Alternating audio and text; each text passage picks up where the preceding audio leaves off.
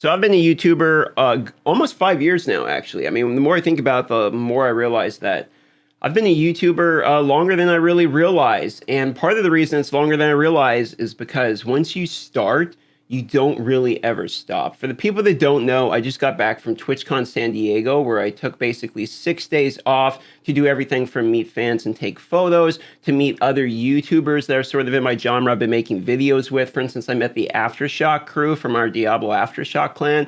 ZT Speed was there, Chosen was there, Deadwood Jedi, Layla. We were able to meet a significant amount of the Aftershock crew, which was very exciting. But there's something that kind of became crystal clear as the time went on. And that was that it wasn't about necessary. I mean, everyone was great. Everyone I made was like outstanding people, super nice, not fake nice, like really nice. But then something became crystal clear to me as I was there, which was that because I live in Alaska, and because, as I always say, I live in a kind of a cabin in the woods, and because I've grinded out almost 2,000 videos nonstop without a break, I have very much got lost in the numbers of YouTube. I have spent my time looking at YouTube, figuring out how can I become a better YouTuber? How can I min-max view growth? How can I min-max getting more subscribers? How can I min-max getting more revenue? How can I find more sponsors? How can I get more people to join my live streams? How can I get better titles, better thumbnails, right? The clickbait I'm all famous for. There has been a significant amount of my focus has been on the numbers of YouTube. And what I've realized is while that has given me what I would consider significant growth, like in Diablo Immortal, for instance, it's the largest I've ever peaked for a YouTuber. I actually got a lot of subs very quickly, and I've been keeping over 1 million views fairly consistently a month. The first month was like 2 million, and we kept that for like 2 months, which 2 million views in YouTube is actually a pretty good amount. And so this, I think what I want to say today is I'm sorry. Like, I after meeting some of the people, I never really, even though I tried my best to be as appreciative and transparent as I always have, it never really, the weight of it never really hit me until I went to TwitchCon.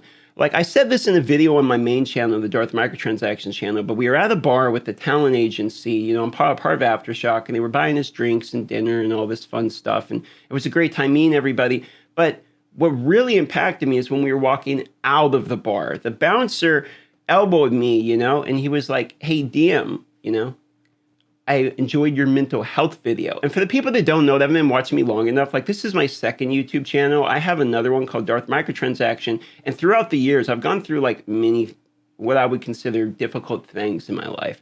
And I've been very honest about that. And there was one video where I was just kind of like crying, saying like, I'm an adult, I'm a male, it's okay to have mental health problems in this day and age. It's okay to like not have a good day. And now I'm gonna leave the video up because I want people to know that like, I stand behind it. Like, I'm not embarrassed to have a bad day. And out of all of the videos that man could have mentioned, for instance, there's a video where I like 1-star review bomb Raid Shadow Legends because they were fucking with me a whole lot. There was videos where I was pushing for change in games. There was videos where I'll have cool accomplishments in games or start a new free-to-play series.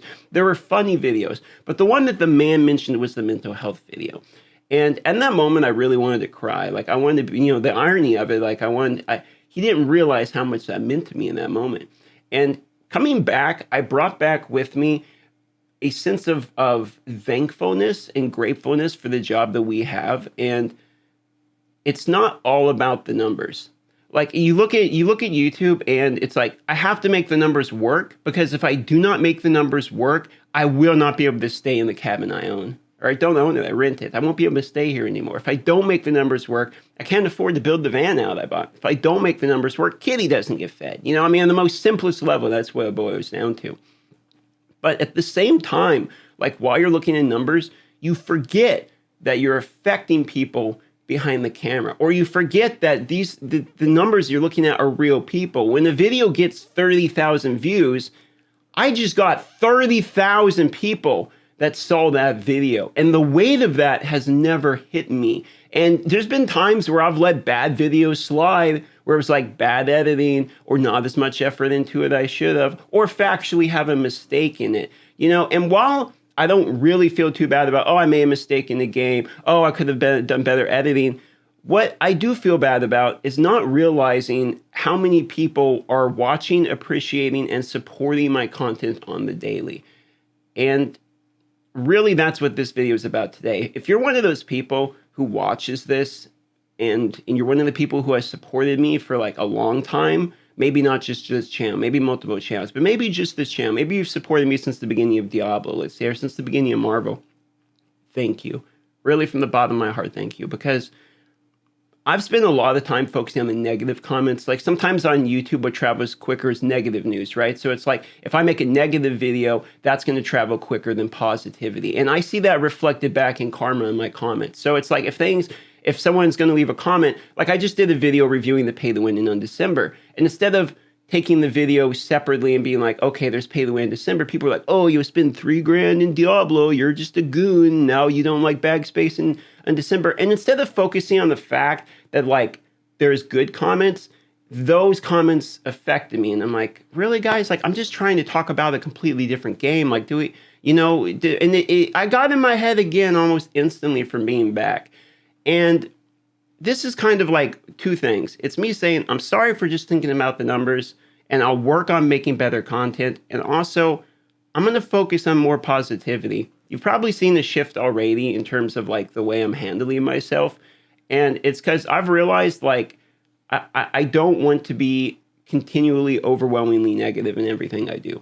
And I feel like I have felt that way in a lot of games and a lot of videos because honestly, I've felt overwhelmingly negative over the years. I mean, just from everything, you know? And as time goes on and as I meet some of the people and as I get better at YouTube, I feel less overwhelmingly negative. I feel more appreciation for what I do. I feel happier, you know? I feel more thankful. I don't know if you guys understand what I'm saying, but it's like, as a YouTuber, I wish I could connect with each one of you individually more. Because I needed that trip. I really needed that trip. And I needed to meet the few people. You know, I needed that guy to come up and say, DM, can I have a photo? Diablo's awesome. Like, I needed that. And so, thank you. And I'm going to start taking the positive comments where you guys say positive things. Like, oh, I love your content. I'm going to start taking that stuff a lot more serious. Because it means a lot more to me now. So from this video, I love you all and thank you.